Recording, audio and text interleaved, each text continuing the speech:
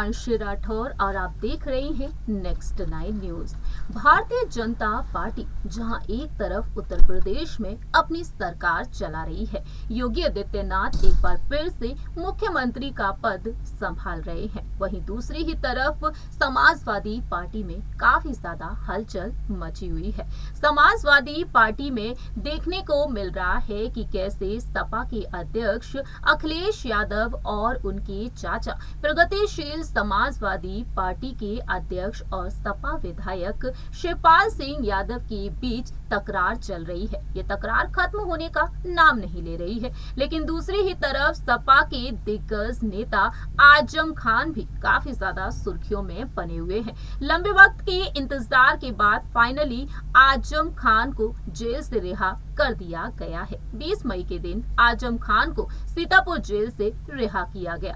वहीं उनका स्वागत करने पहुंच गए शिवपाल सिंह यादव, लेकिन दूसरी ही तरफ सोशल मीडिया के जरिए अखिलेश यादव ने उनका स्वागत किया, ट्वीट किया और आजम खान के जेल से रिहा होने पर अपनी बात रखी। लेकिन इसी दौरान नजर आ रहा है कि कई नेता हैं जो अपनी बात रखते हुए देखे जा रहे हैं, आजम खान का स्वागत करते हुए नजर आ रहे हैं। इसी लिस्ट में नाम शामिल है सुहेल देव, भारतीय समाज पार्टी के अध्यक्ष ओपी राजभर का। ओपी राजभर हमेशा ही समाजवादी पार्टी के कार्यकर्ताओं को लेकर अपनी बात रखते हुए देखे जाते हैं, तो वहीं अब उन्होंने आजम खान की रिहाई पर काफी कुछ कहा है। इस रिपोर्ट के जरिए हम आपको बताना चाहेंगे कि आखिरकार ओपी राजभर ने अब आजम खान की रिहाई पर क्या कहा है।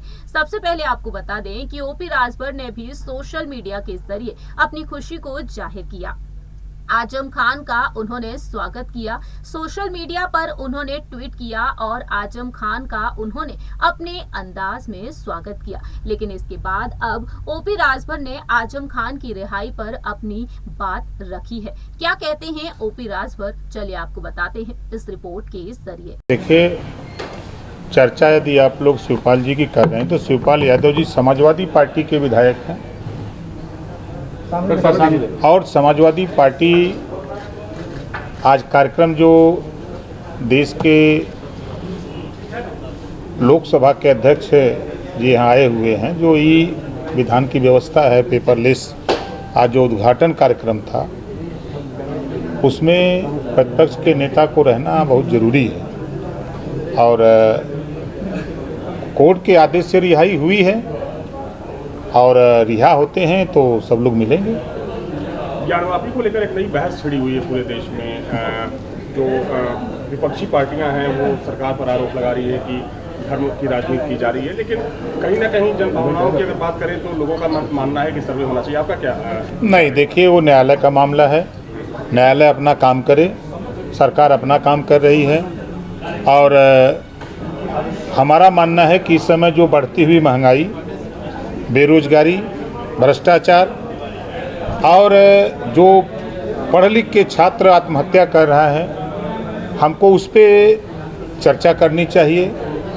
वो आत्महत्या न करे, महंगाई से कैसे निजात मिले, गरीब इलाज के अभाव में परेशान है, उसको बेहतर इलाज कैसे मिले, इन सब बिंदुओं पर क्यों नहीं चर्चा हो रही है? क्या कारण है? आज हम 5 साल हो गया सामाजिक न्याय समिति की रिपोर्ट लागू करने के सवाल पे मैंने सरकार से इस्तीफा दिया था, मंत्री पद से इस्तीफा दे दिया था।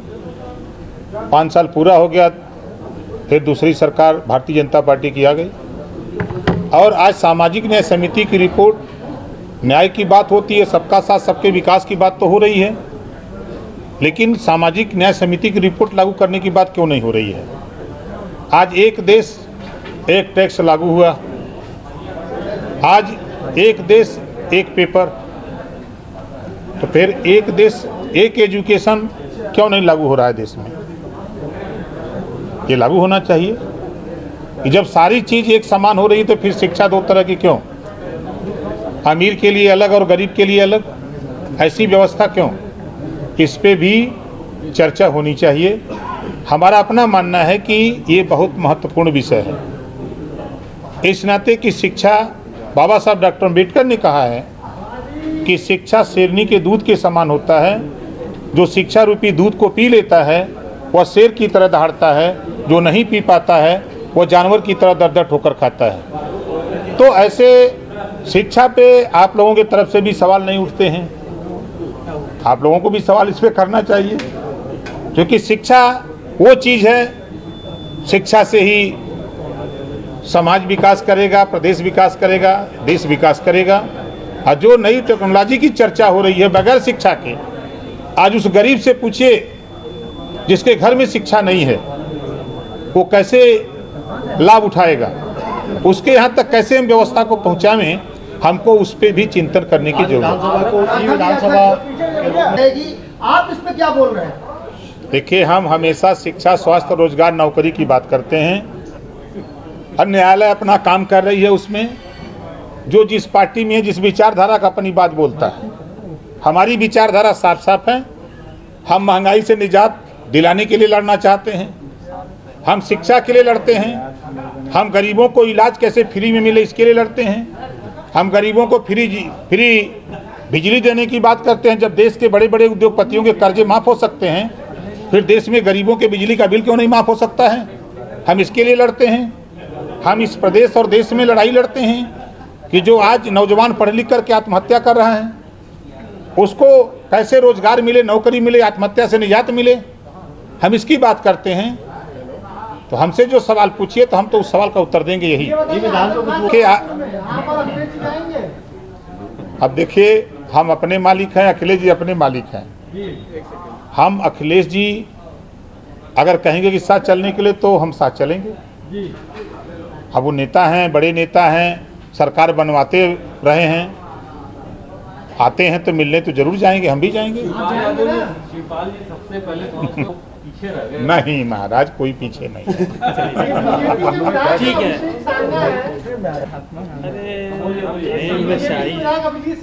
ठीक है, हम चल रहे ज्ञान वापी और ऐसी जगहों पर जहाँ पर मंदिर के अवशेष मिल रहे हैं, वहाँ पर ताजिया नहीं दफन होने देंगे। अब उनसे पूछेगा क्यों नहीं दफन होने देंगे, वही उत्तर देंगे। हम जब राष्ट्रपिता महात्मा गांधी जी ने कहा है, उनकी चौपाई हमको याद है, रघुपति राघव राजा राम, सबको सम्मत दे भगवान, ईश्वर अल्लाह तेरो नाम। तो फिर ये विवाद किस बात का है? जब घट घट व्यापी राम है, दुनिया देखे ना है, तो झगड़ा क्यों? जो राजनीति हो रही है ये सिर्फ वोट के लिए नेता बोलते हैं और कोई बात नहीं है। आप सभी ने देखा, जाना इस रिपोर्ट के जरिए कि आखिरकार ओपी राजभर क्या कुछ कहते हुए नजर आए हैं आजम खान की रिहाई पर।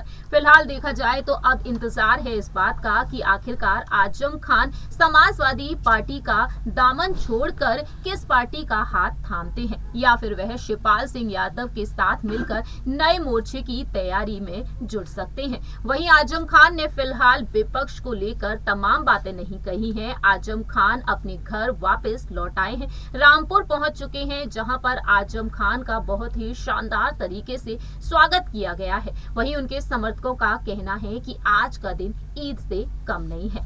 इस रिपोर्ट में इतना ही। बाकी की तमाम अपडेट्स के लिए आप देखते रहिए नेक्स्ट 9 न्यूज।